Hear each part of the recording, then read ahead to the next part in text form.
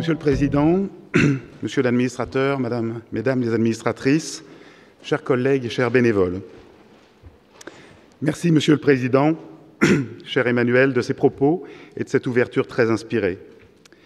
Merci aussi de l'aide et du soutien que vous-même et la délégation régionale nous avez apporté sans faille depuis l'origine de cette idée de séminaire qui vous a d'emblée conquis. Merci du soutien financier que vous nous apportez à cette initiative dans laquelle nous savons reconnaître la volonté et la vocation des régions à produire de la réflexion, à parler leur expérience, à faire valoir leur contribution à la stratégie et, plus en amont, à l'analyse de l'association sur les grands enjeux qui nous entourent. Le droit d'avoir une vie d'enfant. Joli titre, chacun en convient, mais qui recèle une immense question et un cortège de problématiques qui touchent à l'ethnologie, à la sociologie, à l'ensemble des sciences humaines, à l'économie, aux politiques publiques, à la santé. De quoi avoir le vertige. Heureusement, notre intention, au-delà du titre, demeurera modeste. Quoiqu'un peu ambitieuse quand même, j'y reviendrai. Modeste, car il ne sera pas essentiellement question de travaux universitaires, scientifiques ou philosophiques. Ce n'est ni le lieu, ni le temps, et de nobles sociétés savantes et institutions dont nous suivons les travaux le font si bien. Il sera ici question d'observation, de prévention, de soins, d'accueil, d'accompagnement de situations singulières, toujours complexes, qui posent quotidiennement aux acteurs et aux équipes la question du juste chemin, des moyens et des limites, qui questionnent profondément l'éthique, les déontologies et appellent pourtant des réponses d'urgence sanitaire ou sociale.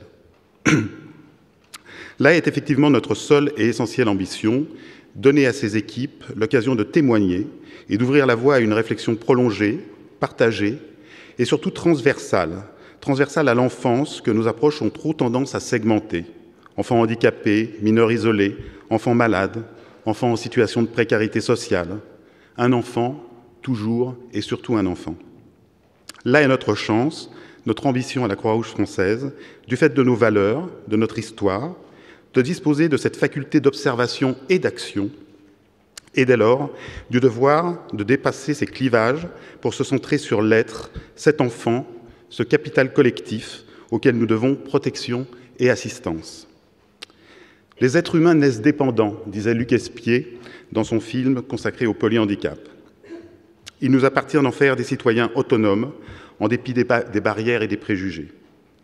C'est le sens de ce programme qui laisse une large place aux témoignages, expériences, illustrations, que de démontrer que ce que nous avons appris à comprendre, à entreprendre, à dénoncer pour nourrir cette juste ambition. J'en remercie les équipes et les intervenants internes et l'ensemble de nos partenaires qui ont accepté de s'associer à cette journée. Merci de votre investissement, de votre enthousiasme pour cette idée. Et puis nous sommes en Île-de-France, vous l'avez rappelé, Monsieur le Président. Notre stratégie l'a parfaitement confirmé, une région capitale n'est pas tout à fait une région comme les autres. Parce que ce statut lui confère une spécificité, qu'elle concentre un ensemble de ressources et de difficultés incroyablement contrastées, et qu'elle est à ce titre observée comme terre d'expérimentation. Richesse, pauvreté, immigration, centre hospitalier de référence, démographie, la liste est longue, comme les défis qui s'y attachent pour les organisations sanitaires et sociales. Alors, parce qu'il nous faut savoir faire quelque chose de ce que l'on voit, engageons cette belle réflexion sur l'enfant, celui qui connaît ses premières bosses, ses épreuves, celui qui dispose de tellement de ressources qu'il n'est souvent question que de savoir l'entendre, le soutenir, lui donner la force, lui donner cet élan qu'il saura retrouver pour mieux se passer de nous.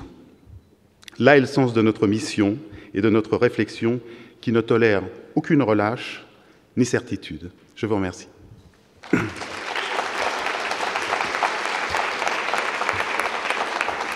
Je voudrais également adresser, puisque c'est le moment de le faire, quelques remerciements au comité d'organisation. Je voudrais particulièrement remercier Pauline Noulet, Vanessa Ritter, responsable du pôle communication, l'ensemble de son équipe, et puis les bénévoles de la Croix-Rouge française qui ont accepté de nous apporter leur aide et leur participation à la réussite de cette journée. Je voudrais remercier l'ensemble de l'équipe de la direction régionale qui s'est mobilisée tout entière Vous avez certainement remarqué un certain nombre de charmantes jeunes femmes au vestiaire, au café. Ce sont nos collaboratrices du service administratif, du contrôle de gestion. Toute la direction régionale est là aujourd'hui. Et puis il y a Thomas aussi, je ne pouvais pas parler seulement des charmantes jeunes femmes sans citer Thomas. Je vous demande de les applaudir parce qu'ils ont fait un travail remarquable.